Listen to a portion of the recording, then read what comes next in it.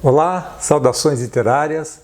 Eu sou Marcos Vinícius Gasques, o Bicho de Prata, e hoje eu trago uma pergunta. Você já foi rejeitado? Já foi rejeitada? É uma situação nada confortável. A gente passa por isso em várias ocasiões da vida. Às vezes são situações que deixam a gente mais triste, às vezes são rejeições que vão se repetir ao longo de uma existência. Mas digamos que você tenha pretensões de ver publicado uma obra sua, um poema, alguns contos, um romance, um livro de memórias, e procura fazer tudo direitinho, como se recomenda nas oficinas que se multiplicaram nos últimos tempos. Procura trabalhar bem o texto, submete a uma revisão essencial, a uma preparação de texto. Talvez contrate até um agente literário para obter mais facilidade na aproximação com as editoras e talvez chegar na editora mais adequada ao seu conteúdo. Aí passam-se algumas semanas, talvez alguns meses. O mais provável é que você não tenha resposta nenhuma para aquele original tão carinhosamente preparado e enviado. Ou pode chegar uma resposta simples, como um não. Não nos interessa.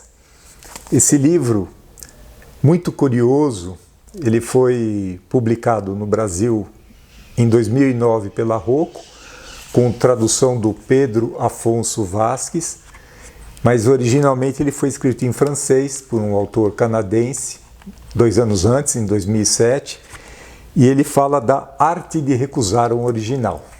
Então, talvez possa ser uma recusa nesses termos. Lemos e não gostamos, lamentamos, mas foi recusado. Ou, para dizer as coisas com clareza e sem rodeios, após a leitura de algumas páginas do seu manuscrito, chegamos à conclusão de que nunca, jamais, em tempo algum, o publicaremos. Solicitamos a gentileza de não incomodar, no futuro, os integrantes da nossa equipe de leitura com outras remessas do mesmo teor. Ou seja, é uma leitura muito divertida, muito rápida, em que aqui eles comentam: se você é editor, encontrará neste livro dezenas de modelos de cartas de recusa. Se você é escritor, vá se acostumando a receber um não. Mas se você não é editor nem escritor, ria sem remorso. Bom, aqui a ideia é falar um pouco desse lado do mercado editorial que atrai tanta gente. Muita gente quer compartilhar uma história, quer pôr um relato de família, quer criar um romance e entende que isso pode se tornar um livro de interesse coletivo. Escrever é muito fácil, basta ser alfabetizado, né? Escrever é muito simples. O grande desafio é ser lido, é que pessoas se interessem por aquela sua obra. Então eu trouxe aqui alguns exemplos, e a lista é extensa, de autores que acabaram ganhando muita reputação e tiveram muita dificuldade para ser publicados. Eu vou começar até por um livro que quem acompanha um mínimo o mercado literário já ouviu falar do Itamar Vieira Júnior e o Torto Arado. Ele já lançou uma segunda obra. Bom, o que aconteceu com Itamar? Ele, um morador da Bahia, mas não foi esse o problema. Ele submeteu, ele não sabia direito como encaminhar a obra dele, e isso é fato, né? Quais são os canais para chegar na mesa de um editor?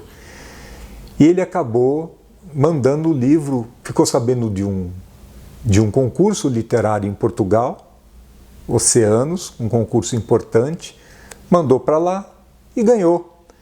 Então, antes que a obra dele se tornasse conhecida no Brasil e o sucesso que se tornou no Brasil, ele ganhou um prêmio em Portugal. A mesma coisa com outra obra excelente da literatura nacional, A Vida Invisível de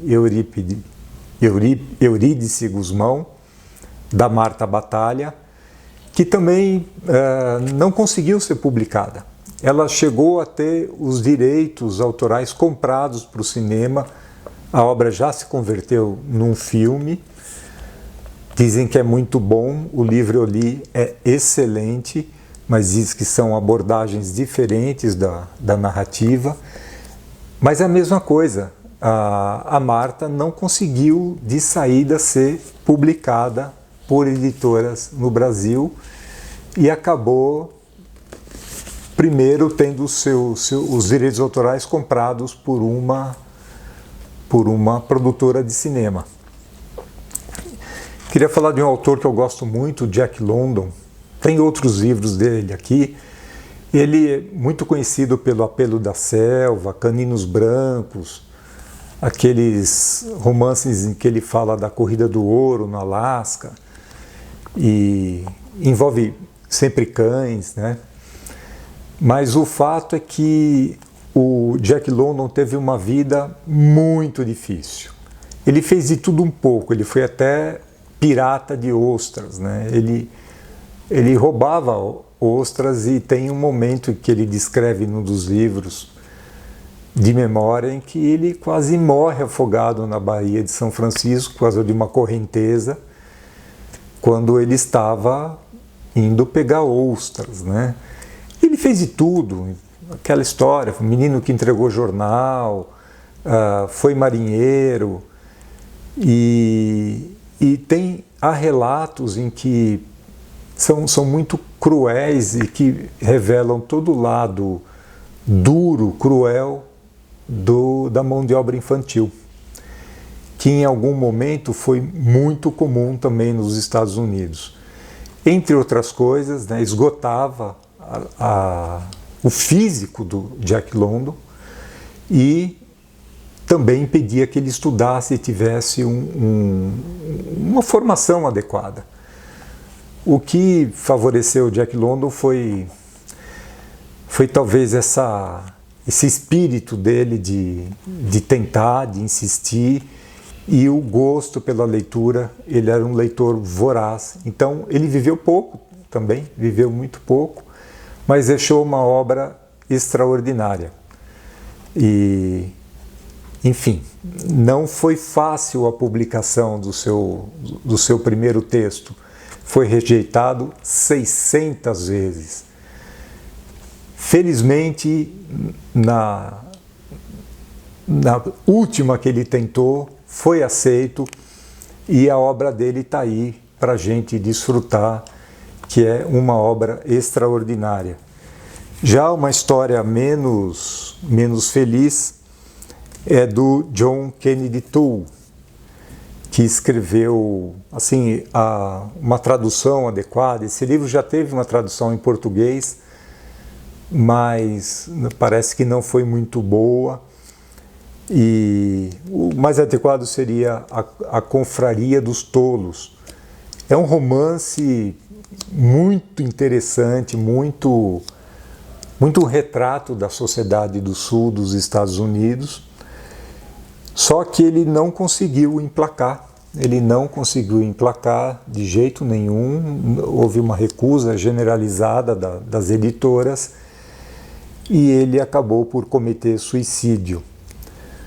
O que acontece? Sua mãe pôs o livro embaixo do braço e continuou a saga do filho para publicar a obra, que acabou sendo reconhecida e nada ganhou um prêmio Pulitzer, que é um prêmio literário, no caso aqui de ficção, muito reconhecido nos Estados Unidos, e a obra se tornou uma referência da literatura norte-americana contemporânea. Há muitas histórias de recusas, elas não têm fim. Autores ao longo do tempo foram recusados, Mas o que acontece? Né? As editoras são vilãs, né? Tem lá um editor que fica, ou um grupo de editores que fica maquinando, eu vou rejeitar esse daqui, eu vou mandar uma carta mal criada, esse aqui eu vou ignorar, não vou responder coisa nenhuma. Não, as editoras simplesmente não dão conta de receber tantos manuscritos, né? É um volume muito grande que chega na mesa dos editores. E sim, muitas vezes eles deixam passar pérolas que estão ali naquelas pilhas que simplesmente não dão conta de ler. É nesse momento que, claro, uma indicação, um currículo que a pessoa tenha, já tenha publicado alguma coisa, tudo já se torna um facilitador, né? O segundo livro do Itamar Vieira já foi publicado rapidamente. Por quê? Porque houve um reconhecimento editorial e do mercado, que afinal de contas as editoras também têm que ter um ganho para poder continuar publicando os livros. E é fato que chega também muita coisa sem qualidade na mesa dos editores. Então, esses problemas aconteceram ao longo do tempo e devem continuar acontecendo. Se a pessoa ainda não tem um nome, não tem um reconhecimento, ela é um desconhecido para a editora. Por mais talentosa, por mais brilhante que seja seu texto, sua história, eles são desconhecidos. O que melhorou muito, e a gente tem visto exemplos se acumulando nos últimos tempos, são as redes sociais, são as plataformas de autopublicação, onde a pessoa pode colocar um texto inteiro de graça para ser degustado. Muitos autores foram descobertos assim. Começaram com um blog, foram colocando um capítulo por semana, colocaram um romance inteiro, e aquilo vai acumulando leitores, naturalmente chama a atenção de uma editora, que vai pegar esse autor, essa autora, e vai trazer para dentro de sua casa editorial e vai lançar um livro impresso, um livro eletrônico. Então, o ambiente digital permitiu esse acesso para autores que antes não conseguiam nem bater na porta de uma editora, não sabiam onde a editora ficava, né? Hoje ele pode publicar poemas no Instagram, ele pode publicar um livro, tem a plataforma de autopublicação do Kindle na Amazon, é totalmente intuitiva, a pessoa formata o seu livro e deixa ali, e aí é um trabalho, é o segundo trabalho, que hoje acaba caindo muito nas costas do autor, é se tornar conhecido, aquela história, ele escreveu uma boa história, mas o desafio agora é ser lido. Então, trabalhar com os amigos, trabalhar com os seus grupos, né? Trabalhar, talvez você frequenta um clube de leitura, divulga lá dentro, né? E passa a trabalhar as redes sociais, né? Faz uma degustação de um capítulo, ou seja, vai divulgando o seu trabalho. Ele tendo qualidade, ele vai ser reconhecido e passa a ser lido, e aí uma editora pode encampar. E se uma editora não encampar também, a realidade do mundo editorial hoje é muito diferente. Tem gente ganhando muito dinheiro com livros eletrônicos, né? São autores que a gente nem sonha e estão vendendo aí milhões de exemplares eletrônicos. Enfim, existem muitos caminhos para ser lido. Começa tudo na qualidade do seu texto, e hoje cabe muito trabalho ao autor também para tornar a publicação viável, se possível no impresso, se não no mundo digital, os caminhos estão abertos, e trabalhar a divulgação para que mais pessoas tenham acesso ao seu trabalho. Então, boa sorte a todos que sonham em ter um trabalho publicado. É um prazer enorme, enorme imaginar que você está sendo lido por pessoas que você nem conhece, em lugares que você nem imagina, onde nunca esteve e talvez nunca vai estar. Isso é sensacional na ideia de ter um texto publicado. E claro, eu fico na torcida para que você não receba nenhum dessas muitas opções de rejeição ao seu original. Boa sorte, boas leituras e boas escritas também. Até a próxima!